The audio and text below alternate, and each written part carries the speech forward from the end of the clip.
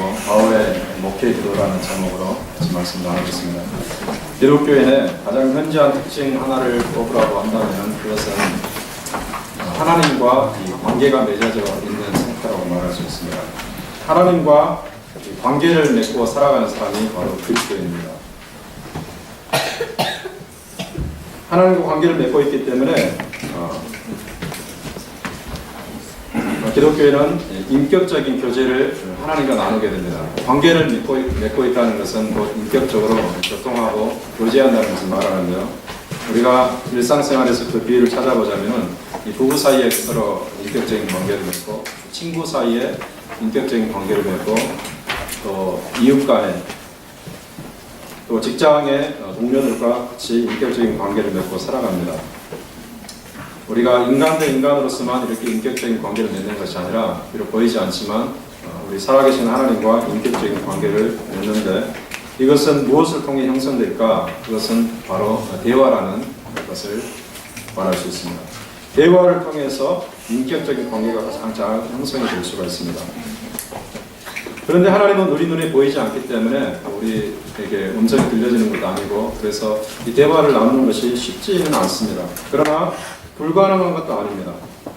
하나님은 자신이 대화할 수 있는 수단으로서 우리에게 주신 것이 있는데 바로 기도라는 거죠. 즉 인간은 인간끼리 대화할 때 이 언어를 사용하지만은 하나님과의 대화를 하게 될 때는 우리가 기도라는 수단을 사용하게 됩니다. 이것은 이 창조 때부터 주어진 변함없는 원리라고 말할 수가 있습니다. 그래서 우리는 반드시 기도를 해야 되는 것입니다. 그런데 보통 그리스도인들이 흔히 하는 기도는 어떤 것들인가 곰곰이 생각해 보면은 우리가 두 가지로 크게 분류할 수가 있겠어요. 하나는 일주일 내내 세상에 살다가 교회에 나와서 하나님 앞에 자신의 죄를 반성하면서 자신의 죄를 회개하는 그런 반성과 회개 기도라고 할 수가 있고요. 또 다른 하나는 우리 힘으로는 도저히 해결하기 힘든 문제를 가지고 하나님께 나아가서 하나님께 좀 도와달라고 요청하는 거죠. 문제 해결에 기도를 드립니다. 예를 들어서 건강을 위해서 기도한다든지 가족의 평강을 위해서 기도한다든지 사업장을 위해서 기도하거나 또는 자녀들의 앞길을 위해서 기도하거나 골치 아픈 문제들을 가지고 하나님께 나아가서 좀 해결해 달라고 기도를 합니다. 이렇게 보통 그리스도인들은 두 가지 큰 범죄를 기도하는 거죠. 자신의 죄를 아뢰면서 고백하는 그런 회개하는 그런 기도를 하고 문제를 해결해 달라고 하는 기도를 합니다. 그렇지만 우리가 이러한 기도에만 머물게 된다면 굉장히 이것은 초보적이고 원시적인 상태에 머물러 있을 수 있다. 이렇게 말할 수 있습니다. 초보적이고 원시적인 신앙인들은 바로 그러한 기도에만 머물 수밖에 없습니다. 물론 이런 기도조차 하지 않은 사람보다 이런 기도라도 하는 것이 훨씬 더 낫겠죠. 아예 기도를 하지 않고 살아가는 사람보다는 그래도 하나님께 뭔가를 구하면서 기도를 하는 것 자체는 훨씬 더 성숙한 표현입니다. 그렇지만 우리는 이와 같은 그 자리에서 머물러서는 안 되고 하나님께서 원하시는 좀 더 높은 자리에 올라가야 되는데 왜 그러한가? 우리가 예수 그리스도를 주인으로 모시고 있기 때문에 하나님은 우리의 삶의 주권자로 인정하고 있기 때문에 그런 것입니다. 특별히 오늘 우리 사도 바울이 우리에게 보여주고 있는 말씀도 예수 그리스도를 구주로 영접하였기 때문에 그 가운데서 성장해 나가기 위해서 이와 같은 내용들을 기도해야 된다라고 말해주고 있는 것입니다. 사도 바울이 에베소 성도를 위해서 하는 기도가 바로 이 기도인데 비단 이것이 목회자가 성도를 위해서 하는 기도일 뿐만 아니라 성도 개인이 자신을 위해서 또 교회가 또 같이 드려야 되는 기도입니다. 바울이 이 기도를 할 때에 상당히 독특한 자세를 취하는데요. 15절에 보면은 이렇게 되어 있습니다. 하나님 아버지 앞에 무릎을 꿇고 기도한다고 되어 있습니다. 무릎을 꿇고 기도한다고 되어 있습니다. 오늘날 대부분의 그리스도인들이 기도할 때 주로 무릎을 꿇죠. 요즘에는 이렇게 이 의자가 있어가지고 무릎을 꿇는 일이 많이 없지만 과거에는 무릎을 다 꿇고 기도했어요. 그래서 이것이 독특한 모습은 아니라고 생각이 되지만은 유대인들에게 있어서는 상당히 독특한 자세였습니다. 왜냐하면 유대인들은 일반적으로 하나님께 기도할 때 무릎을 꿇지 않고 서서 손을 들고 기도했습니다. 우리가 찬양할 때 이렇게 서서 이렇게 손을 들고 찬양하는 것처럼 서서 하늘을 보고서 손을 들고 기도했어요. 이것이 일반적인 기도의 자세였습니다. 오늘날에도 그 예루살렘에 보면 통곡의 벽 옆에서 하나님께 기도하는 사람들도 그와 같이 기도하는 것을 볼 수가 있고, 또 성경에 보면은 바리새인이 성전에서 손을 들고 기도하는 내용이 누가복음에도 나타나고 있죠. 자, 이렇게 서서 손을 들고 기도하는 것이 일반적인 자세이기 때문에 무릎을 꿇고 하는 것은 굉장히 독특한 자세라고 말할 수 있는데, 언제 이와 같은 자세를 취했는가? 굉장히 절박하고 간절한 내용을 가지고 기도할 때에 이렇게 무릎을 꿇고 기도했습니다. 절박한 문제가 있을 때에, 하나님께 간절히 나아갈 때에 무릎을 꿇고 기도했어요. 성경에 보면은 엘리야 선지자가 그런 모습을 보여주고 있는데, 이스라엘에 3년 6개월 동안 비가 내리지 않았습니다. 그래서 모든 사람이 힘들어하는 가운데 엘리야 선지자가 바알의 모든 제사장들을 제거한 다음에 갈멜산에 올라가서 무릎을 꿇고 간절히 기도합니다. 그래서 비가 내리죠. 예수님 역시 이런 모습을 보여주고 계십니다. 십자가에 돌아가시기 하루 전날 겟세마네 동산에 올라가서 기도하실 때에 예수님께서는 무릎을 꿇고 하나님께 간절히 기도했다는 내용이 나타나고 있습니다.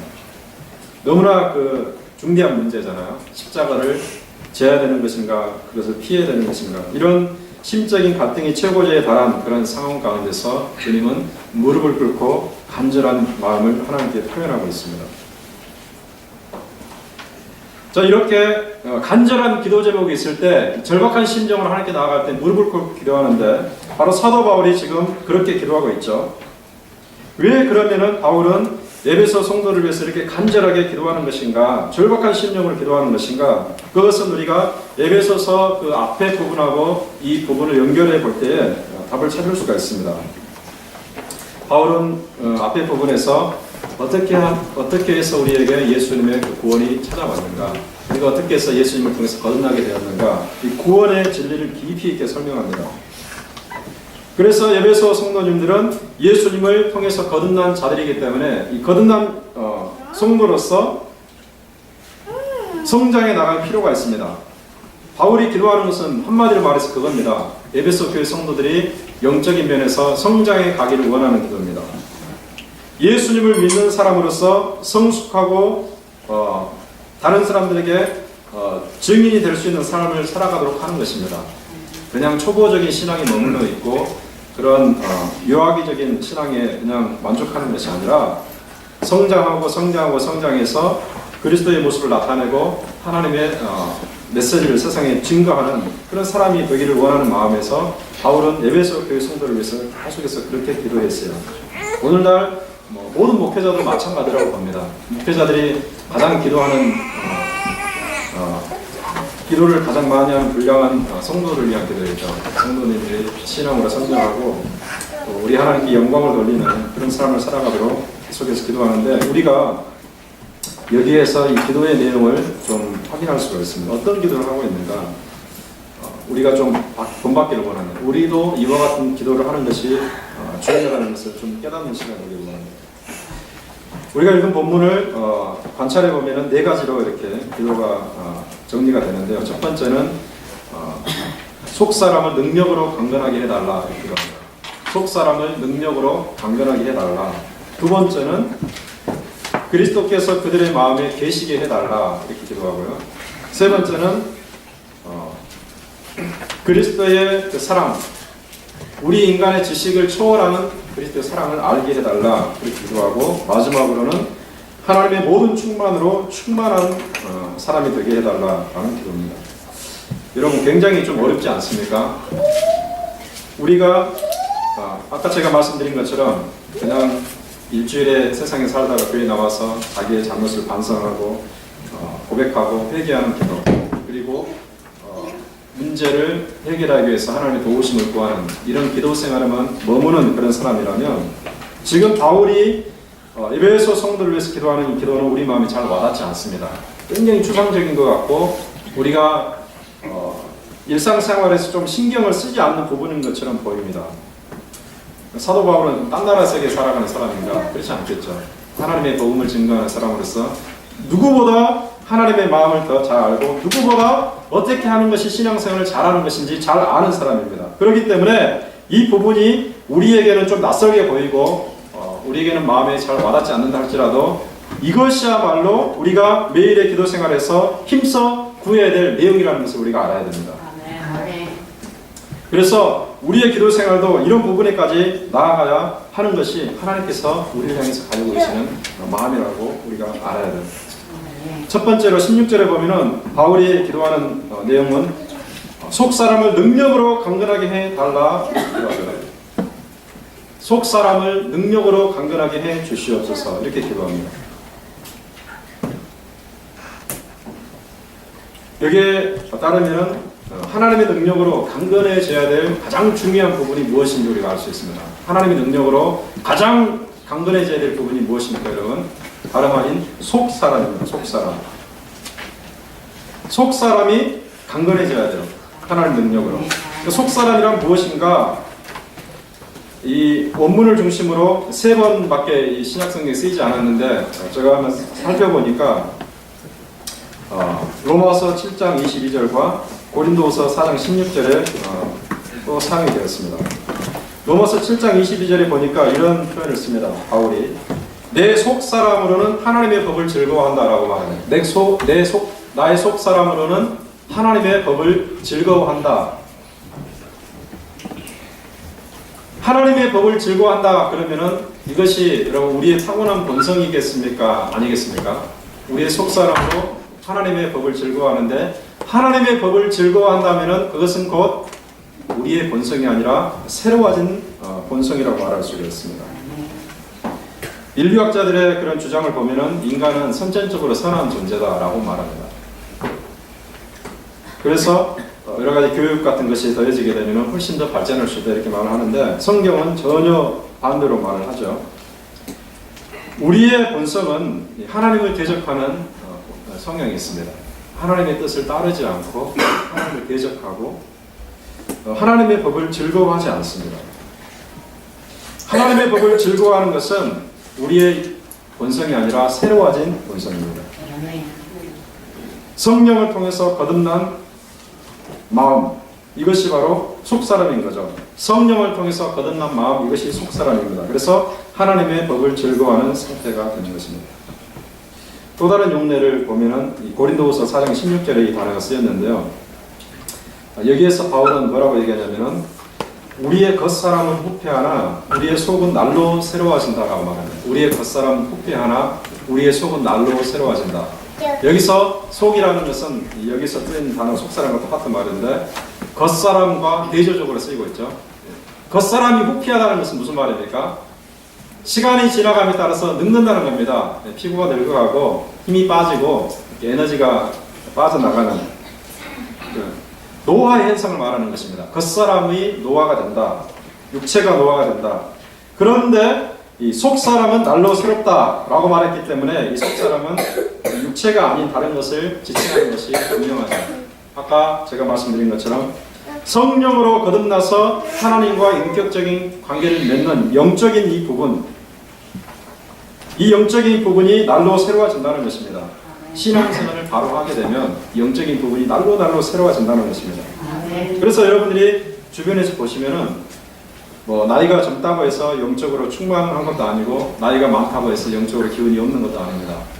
진짜로 하나님 앞에서 바른 신앙생활을 하고 계시는 분들을 보면은 나이가 많아서 육체적인 기력이 없어지고 그렇게 되지만은 이 영만큼은 충만하고 다른 사람들에게 영적인 영향력을 행사하는 분들이 많이 계십니다. 바로 사도 바울이 이것을 말하고 있는 것입니다. 자, 그래서 속사람을 능력으로 강건하게 해달라고 하는 것은 바로 이렇게 거듭난 심령, 하나님과 영적인 교통을 맺는 이 영혼, 이것이 강건해지길 원한다는 거죠. 강건해져야 돼요. 그런데 어떤 경로를 통해서 강건해지는가? 성경에 다시 보면은 하나님의 영광의 풍성을 따라서 둘째는 성령으로 라고 되어 있습니다. 조금 어려운 말 같은데 성령으로 속사람이 강해진다는 것은 좀 쉽게 이해할 수 있는 부분입니다. 성령 충만하게 되면 강건해지는데 그러면은 하나님의 영광의 풍성을 따라 강건해진다는 것은 무슨 말인가? 이것을 우리가 쉽게 이야기해서 세상의 비유를 좀 들 필요가 있습니다. 하나님의 영광의 풍성을 따라서 강건해진다.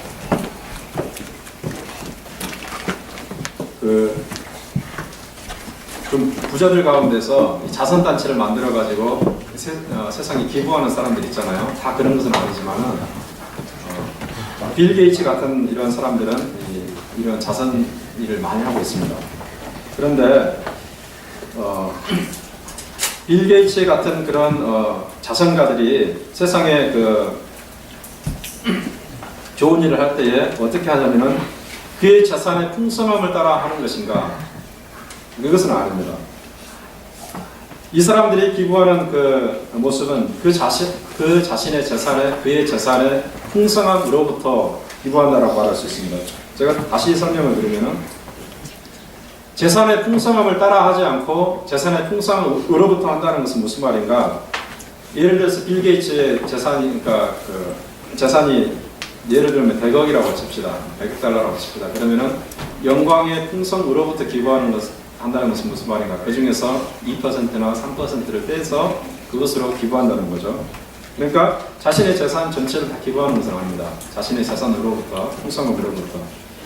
그런데 하나님께서 성도의 속사람을 능력으로 강건하게 하실 때에 자신의 영광의 풍성을 따라, 자신의 영광의 풍성을 따라 이렇게 한다고 그랬죠. 이것은 뭔가 하나님의 영광의 풍성이 100이라고 친다 그러면은, 넘버로 칠 때, 숫자로 칠 때에 하나님의 영광의 풍성이 100이라고 친다 그러면은 이 100 중에서 2나 3을 떼어가지고 그렇게 한다는 것이 아니라 100을 가지고 다 한다는 것입니다. 100이라는 숫자를 따라서 100만큼의 풍성함을 주신다는 것입니다. 조금 이해되시죠? 그러면 하나님의 영광의 풍성은 무엇인가? 하나님의 영광의 풍성은 한마디로 말해서 무한대입니다. 한계가 없는 거죠. 한계가 없는, 무한한 것이 하나님의 영광의 풍성입니다. 이 세상의 모든 것을 가지고도 채워도 채워지지 않는 것이 하나님의 영광의 풍성함입니다. 그런데 중요한 것은 하나님께서 그 어마어마한 풍성을 따라서 우리 성도들의 속사람을 강건하게 하기를 원하신다는 거죠. 바로 이 사실을 알고 있기 때문에 바울이 그렇게 기도하는 겁니다. 하나님, 당신의 영광의 풍성을 따라서 성도들의 속사람을 능력으로 강건하게 하여 주시옵소서, 이렇게 기도하는 것입니다. 그래서 우리도 기도할 때에, 우리의 속사람의 강건을 위해서 기도할 때에 어느 정도 그 수준에 도달했다고 해서 만족할 것이 아니라 계속해서 기도해야 됩니다. 어디까지 올라가도록? 하나님의 영광의 풍성함까지 올라가도록. 이렇게 해서 만약에 우리가 거기에 비례해서 영광의 풍성함에 우리 속사람이 따라간다면, 우리 속사람이 하나님의 영광의 풍성을 따라서 그렇게 풍성해진다면 어떤 결과가 생기는가? 이것은 하나님과 동일한 마음을 품게 되는 결과가 나타납니다. 제가 아까 말씀드린 것처럼 우리는 본성적으로 하나님의 뜻을 행할 수가 없습니다. 하나님의 뜻을 즐거워할 수가 없습니다. 비록 거듭났다 할지라도 하나님의 뜻을 따르는 것이 굉장히 어렵습니다. 여러분 현실적으로 경험하지 않으십니까? 하나님의 말씀에 순종하는 것이 너무 어려워요. 너무 어렵습니다. 그래서 말씀을 듣고 또 잠깐 기도할 때는 그렇게 살아야 되겠다라고 결심을 하고 마음을 새롭게 하지만은 다시 안 됩니다. 하나님의 말씀에 순종하는 것이 너무 어려운 것을 우리는 경험하게 됩니다. 그런데 우리가 이 하나님의 영광의 풍성을 따라서 속사람이 강건해지면은 우리는 하나님 뜻을 쉽게 순종할 수가 있어요. 어려움 없이 하나님 뜻을 행할 수가 있습니다. 바로 이와 같은 은혜가 있기 때문에 우리가 하나님의 영광의 풍성을 따라서 속사람이 능력으로 강건해지는 것을 위해서 매일같이 기도해야 됩니다. 오늘날 여러분, 많은 사람들이 구하는 것이 무엇입니까? 오늘날 기독교인이건 기독교인이 아니건 많은 사람들이 구하는 것이 무엇입니까? 많은 사람들이 소원하는 것이 무엇입니까? 속사람의 강건함을 소망하는 것이 아니라 겉사람의 강건함을 소망합니다. 우리가 잘 아는 것처럼 요즘에 한국에서는 어떤 바람이 불고 있는지 여러분 아시죠? 웰빙 바람이 불고 있어요. 네. 웰빙 바람의 그 핵심을 한마디로 말하자 그러면은 이 물리적인 강건함을 얘기하는 것입니다.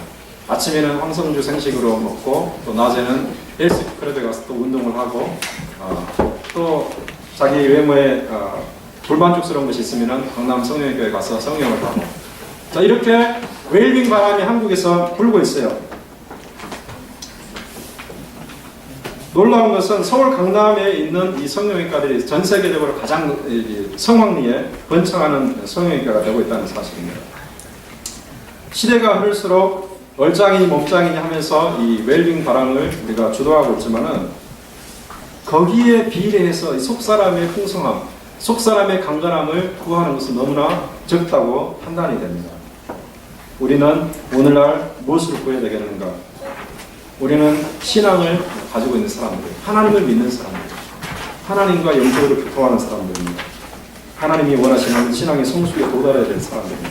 단순히 그냥 예수님을 영접했습니다, 이것을 끝나는 것이 아니라 예수님을 영접한 이후에 우리가 어떻게 살아야 되는지 이 부분에 우리가 관심을 가질 때에 우리는 속사람이 풍성해지고 강건해지는 것이 얼마나 중요한지 깨달아야 됩니다. 여러분 기도하실 때에 여러분 속사람의 강건함을 위해서 기도하시길 바랍니다.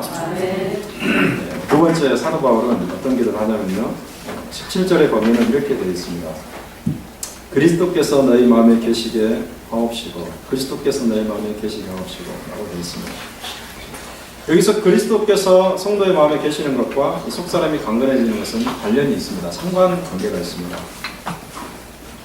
결론부터 말하자면은 그리스도께서 마음에 계셔야지 사실은 우리 속사람이 강건해질 수 있습니다. 여기서 우리가 한 가지 질문을 던질 수가 있겠어요. 예수님을 믿는 사람이라면은, 성령으로 거듭난 사람이라면은 당연히 예수님께서 마음에 계실 건데 왜 바울은 지금 그리스도께서 마음에 계시게 해달라고 기도하니까 바울이 지금 뭔가 혼동하고 있는 거 아닙니까? 라고 물을 수가 있습니다. 여러분 그렇잖아요. 예수 믿는 사람들은 마음에 예수님이 계십니다. 그런데 지금 바울은 예수님을 믿는 그리스도인이 그 에베소 성도들이 그들의 마음속에 그리스도가 계시게 해달라고 기도하는 것입니다. 피상적으로 보면 이것은 좀 모순처럼 보이죠. 그러나 바울이 뭔가 혼동하는 것도 아니고 지금 개념의 모순을 우리에게 보이는 것도 아닙니다. 그래서 우리가 여기 그리스도께서 계신다라고 할 때 이 계신다는 개념이 무엇인지 우리가 알 필요가 있어요. 도대체 무슨 말인가? 그것을 계신다. 원문으로 보면은 사람이 어떤 자리에 있다, 어떤 장소에 거하고 있다. 이것을 표현할 때 두 가지 다른 단어를 씁니다. 하나는 파로이케오, 또 다른 하나는 카토이케오인데 여러분은 헬라어를 모르셔도 됩니다. 제가 이제 이 부분을 선명하게 설명해 드리기 위해서 이걸 쓰는데요. 파로이케오라는 단어는 무슨 말이냐면요, 나그네가 여행하는 사람이 여행을 하다가 잠시 어떤 모텔이라든지 여인숙이라든지 다른 집에 머물러 있는 그 상태를 말합니다. 그 사람은 거기에서 영원 묵도록 거주하지 않겠죠. 네. 한 이틀 정도 지나면 떠나가게 됩니다. 에베소서 2장 19절에 보면은 그 외인이라는 단어가 나옵니다. 너희들이 과거에는 외인이었다. 이것을 손님이라는 말로 바꿔 쓸 수 있는, 너희들은 과거에는 손님이었다라고 말하는데 바로 이 외인, 이 손님이라는 단어가 이 파로케오의 명사형입니다. 손님, 잠깐 머물다가 떠나는 사람, 잠깐 머물다가 떠나는 사람. 그런데 사도 바울은 여기서 그 파로이케오라는 단어를 쓰지 않고 다른 단어, 카토이케오라는 단어를 쓰는데 이것은 무슨 단어인가? 잠깐 손님으로 머물다 떠나는 그런 개념이 아니라 지속적으로 거주하는 상태예요. 지속적으로 거주하는 상태. 주인의식을 가지고 거주하는 것을 강조합니다. 성경의 용례를 보니까 이렇게 되어 있습니다. 마태복음 2장 28절에 예수님의 부모가 아기 예수를 데리고 애굽으로 떠나잖아요. 헤로드 왕이 죽이려고 그러니까 애굽으로 떠나다가 다시 헤롯이 죽었다는 소식을 듣고 어디에 와서 살게 됩니까? 나사렛에 와서 살게 됩니다. 나사렛 와서 살게 되는데 거기서 나사렛에서 거주했다라고 표현할 때 이 단어를 썼어요. 지속적으로 거주한다는 거죠.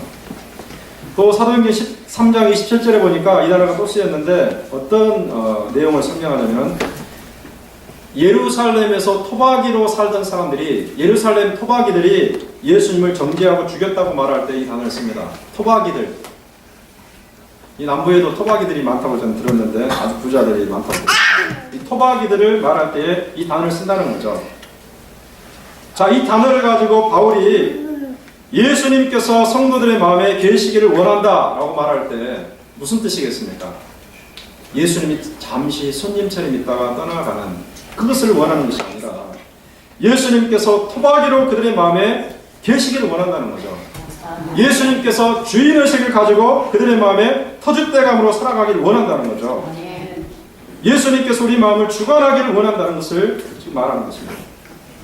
여러분 어떻습니까? 여러분은 예수 그리스도께서 여러분 마음속에 손님으로 계십니까? 아니면 터줏대감으로 계십니까? 우리 한번 곰곰이 생각할 필요가 있습니다. 예수님께서 우리 마음속에 손님으로 계시는가 아니면 터줏대감으로 계시는가, 우리가 어떻게 이것을 분별할 수 있겠습니까? 예수님 내게 손님인지 예수님이 내게 터줏대감으로 역사하고 있는지 어떻게 우리가 구별할 수 있겠습니까? 아주 쉽습니다. 어떤 일을 결정할 때에 예수님의 뜻을 먼저 생각하느냐 아니면 전혀 생각하지 않고 내 뜻대로만 하느냐, 이것입니다. 예수님의 말씀을 들었을 때에 이 말씀을 가슴 깊이 새기느냐 아니면 그냥 한 귀로 듣고 한 귀로 흘려버리느냐, 이 차이입니다. 삶의 우선순위가 예수님인가 아니면 나의 세속적인 관심사인가, 이 차이입니다. 예수님께서 주인으로 계시기를 바울은 기도하고 있습니다. 저도 여러분을 위해서 기도할 때 그런 기도를 합니다. 여러분 스스로도 그런 기도를 해야 됩니다. 예수님이 나의 손님으로 머물다가 그냥 왔다 갔다 하시는 그런 존재가 아니라 터줏대감으로 눌러앉아서 나의 삶의 결정권을 가지고 나의 삶을 주권적으로 인도하는, 그래서 내가 그분에게 100% 순종하는 그런 삶을 살기를 원하는 그런 기도를 여러분들이 매일같이 하셔야 됩니다. 그럴 때에 우리는 성장하게 되고 그럴 때 우리는 능력 있는 삶을 살게 됩니다. 세 번째로 보면요, 바울이 기도하는 내용이 17절 하반절부터 19절에 나와 있는데 어떤 내용이냐면은 에베소 교회 성도들이 그리스도의 지식에 넘치는 사랑을 알아야 되겠다. 그리스도의 지식에 넘치는 사랑을 알아야 되겠다. 이렇게 기도합니다. 여기서 사랑이라는 것은 아가페의 사랑을 말하는데 이것은 희생적인 사랑입니다. 우리 주님께서 우리에게 보여주신 희생적인 사랑인데 바로 이것이 바로 지식에 넘치는 사랑입니다. 지식에 넘친다는 것은 무슨 말이냐면요, 우리의 지식의 한계를 초월한다는 말입니다. 우리가 지식적으로 이해하기 어렵다는 말입니다. 우리 이성을 가지고 있지만 이성으로 100% 측량하기 어렵고 이해할 수 없다는 것을 강조합니다. 예수님의 사랑이 얼마나 크고 넓고 깊고 넓은 것인지 우리가 그 측량하기 어렵다는 겁니다. 여러분 생각해 보세요. 예수님은 요한복음에 따르면 어떤 분입니까? 영원토록 천국에서 하나님과 거하시는 분입니다. 그런데 그렇게 하나님과 영광을 같이 누리던 분이 왜 빛이 나는 인간의 모습을 가지고 이 땅에 태어나셔야 했을까? 우리가 잘 이해를 하지 못합니다. 죄가 전혀 없는 분이 왜 그토록 흉악한 죄인들만 당하는 십자가형을 당해야 했을까? 우리가 잘 이해하지 못합니다. 결코 죽을 수 없는 그분이 왜 죽어서 사흘 동안이나 무덤에 갇혀 있어야 했을까? 잘 이해가 안 됩니다. 그것을 우리가 정확하게 알 수는 없어도 그것은 다 예수 그리스도의 아가페 사랑에서 나온 행동이라는 것을 우리가 한 가지는 알 수 있습니다. 바로 이것이 우리 지식에 넘치는 예수의 사랑입니다. 우리가 이것을 깨닫게 되면 어떤 사람이 되겠는가? 예수 그리스도의 지식에 넘치는 사랑을 깨닫게 되면 우리 역시 그런 사랑의 모습을 가지고 살 수 있습니다. 여러분이 요한복음 12장에 기록되어 있는 한 사건을 보게 되면 무엇을 발견해야 되냐면 마리아라는 여인이 예수님에게 가서 향유를 붓는 사건이 나옵니다. 그런데 그 향유의 값어치가 300데나리온, 엄청난 값어치입니다. 오늘날로 치면 1년 정도 벌어야 될 돈인데, 그래서 이 제자들이 이해를 못합니다. 예수님 주변에 있는 12제자들이 이해를 못하고 몇몇은 언어를 통해서 공격합니다. 비방을 하는 거죠. 노골적으로 비방합니다. 왜 그러한가? 이 사람들은 그 여인의 행동을 이해하지도 못하고 여인이 왜 그런 일을 하는지 그걸 깨닫지도 못하기 때문에 비난하는 것입니다. 그래서 우리가 상식적으로 봐도 여인은 지금 어리석은 행동을 하고 있는 것처럼 보입니다. 왜 도대체 저 많은 돈을 그냥 쏟아버리는가? 아무것도 아닌 일로 보입니다. 가치가 없는 일로 보인다는 거죠. 그러나 이것은 그런 무가치한 행동도 아니고 어리석은 낭비도 아니고 지식에 넘치는 예수님의 사랑을 깨달았기 때문에 나오는 행동이라고 우리가 해석하는 것입니다. 지식에 넘치는 예수님의 사랑을 깨달았기 때문에 나온 행동이었어요. 무슨 말인가? 이 여인은 예수님께서 자기를 위해서 십자가에서 대속 죽음을 죽으실 것을 알았어요. 예수님이 여러 번 말씀하셨어요. 제자들은 몰랐지만 이 여인은 알았어요. 그 말씀 의미를 깨달았어요. 아무도 나를 대신해서 죽는 사람이 없는데 고귀하신 하나님의 아들이 이 땅에 오셔서 나를 위해서 죽으시고 나의 모든 죄를 사하여 주시고 나에게 그 은혜를 베푸시는데 내가 주님 떠나시기 전에 내가 그걸 하나 해드리지 못하겠는가, 이런 마음으로 주님께 향유를 부은 것이었습니다. 다시 말하면 그 여인은 지식을 초월하는 주님의 사랑을 깨달았기 때문에, 지식을 초월하는 주님의 사랑을 알았기 때문에 그가 예수님에게 그런 사랑의 헌신을 할 수 있었던 것입니다. 우리가 예수님의 지식에 넘치는 사랑을 깨달아야 됩니다. 이것이 신앙의 핵심이라고 말할 수가 있어요. 만약에 우리가 예수님을 모른다, 예수님의 그 사랑을 모른다, 예수님의 헌신을 모른다, 예수님의 대속 죽음의 의미를 모른다, 그러면은 기독교인이 아닙니다. 교회를 다니지만은 기독교인이 아닙니다. 거듭나지 못했다는 거죠. 예수님의 사랑의 본질을 깨닫고 우리가 그것을 토대로 이 땅에서 능력 있게 살아가야 돼요. 바로 바울이 이것을 위해서 기도하고 있습니다. 여러분, 이것이 우리의 생활에는 전혀 관계가 없는 그런 비현실적인 것처럼 보인다 할지라도 우리가 그것을 구하고 그런 삶을 추구하는 그런 사람이 되어야 됩니다. 바로 이것이 거듭나고 하나님께서 원하시는 삶의 모습이라는 것을 우리가 알아야 됩니다. 자, 이렇게 기도한 다음에 바울은 마지막으로 뭘 어떻게 기도합니까? 하나님의 모든 충만으로 충만해지기를 원한다, 이렇게 기도합니다. 이것은 논리적으로 보면은 이 세 가지 것이 다 되었을 때 나타나는 자연스러운 결과라고 말할 수가 있습니다. 하나님의 충만으로 충만해지잖아요. 눈에 보이지 않는 모습이잖아요. 만약에요, 우리 마음이 하나님의 충만으로 충만해지게 되면 어떤 상태가 되냐면 우리의 마음은 불안과 염려가 사라지게 됩니다. 불안과 염려가 사라지고 진정한 안식과 진정한 평강이 오게 됩니다. 여러분, 히브리어 말 중에 샬롬이라는 단어 혹시 아십니까? 샬롬. 많이 쓰니까 요즘에 샬롬이라고 인사하잖아요. 이 샬롬이라는 단어가 이것을 표현하는데 무슨 말이냐면요, 샬롬이라는 것은 뭐냐면요, 이 싸움이나 전쟁이 없는 상태를 말하는 것이 아닙니다. 싸움이나 전쟁이 없는 그런 평화를 말하는 것이 아니라 샬롬이라는 것은 뭐냐면은 하나님의 임재가 너무나 충만해가지고 그 하나님의 임재로 가득 차고 넘치는 것을 말합니다. 하나님의 임재, 하나님께서 오셔서 하나님께서 채우시는 결과 가득 차고 넘치는 상태, 이것을 가리켜서 샬롬이라고 부릅니다. 이 샬롬이 충만이고 샬롬이 평강입니다. 하나님의 그 샬롬이 우리에게 임할 때에 우리 마음속에는 불안과 염려가 사라지게 되어 있어요.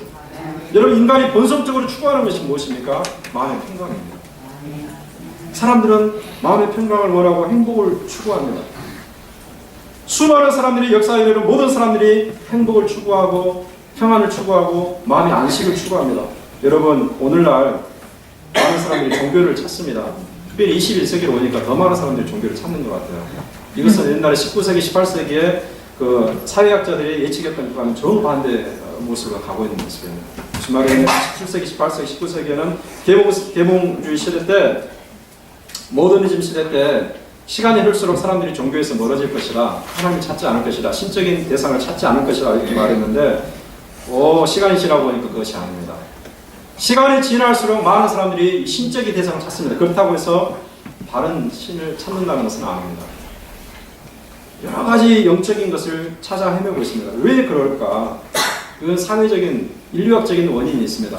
인간은 어떤 절대적인 대상을 통해서만 이 마음의 평강과 마음의 안식과 행복을 얻을 수 있다고 잠재적으로 알고 있기 때문에 그렇게 하는 것입니다.